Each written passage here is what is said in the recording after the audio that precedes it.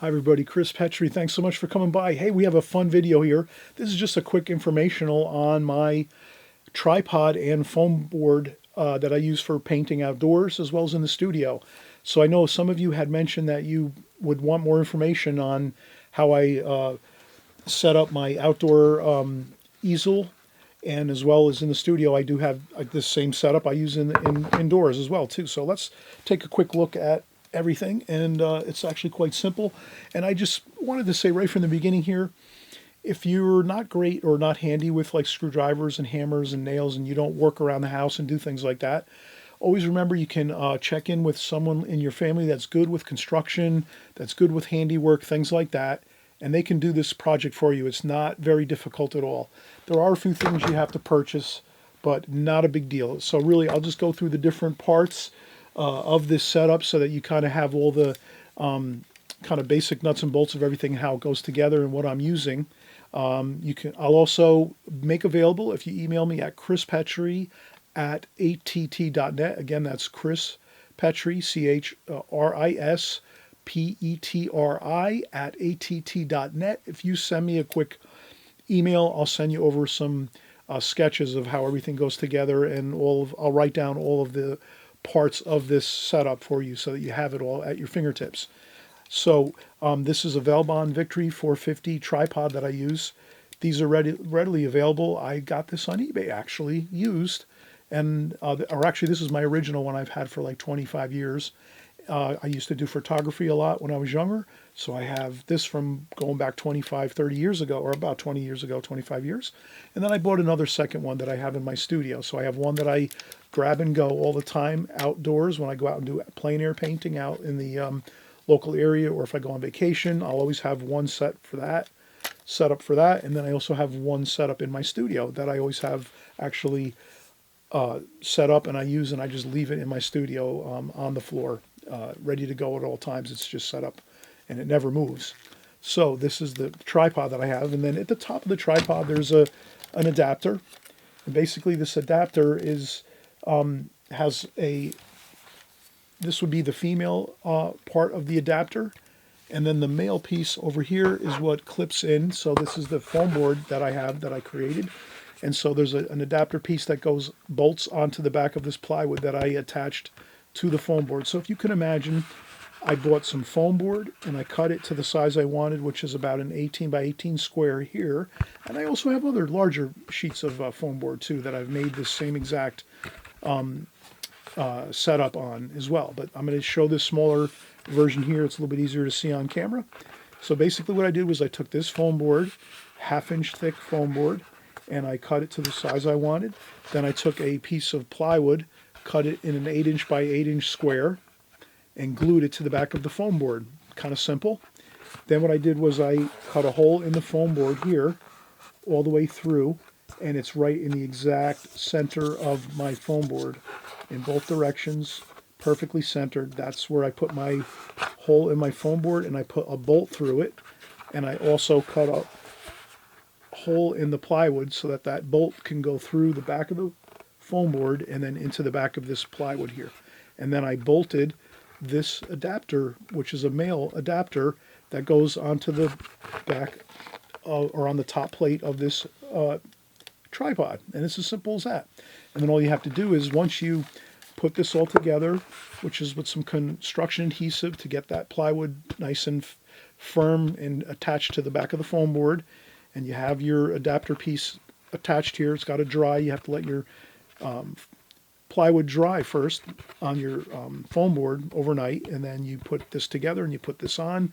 You use a screw or a nut and a bolt. So you have your nut back here you attach on, and the screw goes through the foam board here this way, goes through the back, through the plywood, and then you attach this adapter plate. And this adapter plate goes right to the top plate of your tripod, and then we just put it together like this. And there's a little latch on the back, and you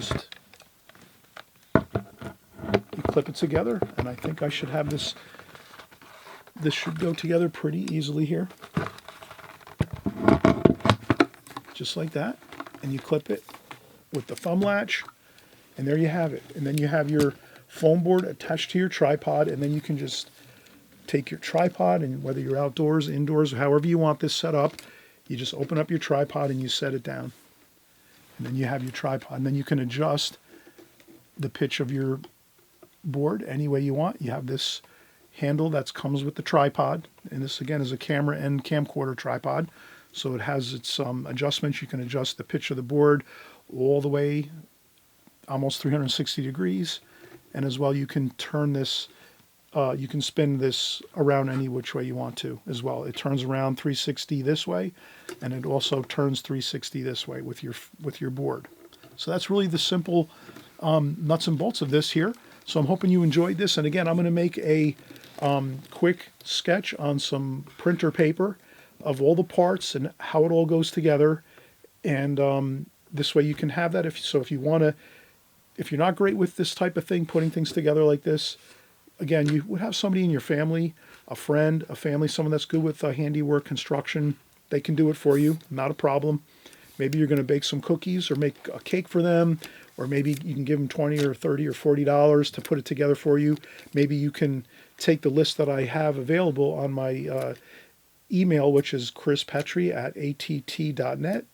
Again, chrispetri@att.net. You send me an email, I'll send you the sketches and the parts that you need, and then you can almost take those sketch sheets that I'm going to send you. You can go and buy all the parts, and then this way you could basically have all the parts and the sheets that explain how it all goes together, and that saves the other person that might put it together for you all that hassle. They can just take the parts and the sheets, and it describes how to put it all together. They can also watch this video so they can kind of see how this is kind of set up, and it's not really, again, too difficult. You know, it's basically the tripod attached to the back of that plywood with the adapter plate there, and that's really all you have to worry about. And then you can just make the board, the foam board, as large or as small as you want. You can make multiple boards.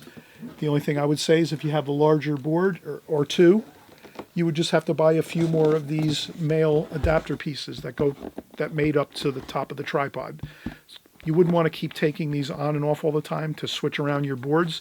You're much better off just spending a couple extra dollars, get extra adapter plates, and then just have them attached to your foam board all the time, so you don't even have to take them off. They can just stay on there for until the cows come home.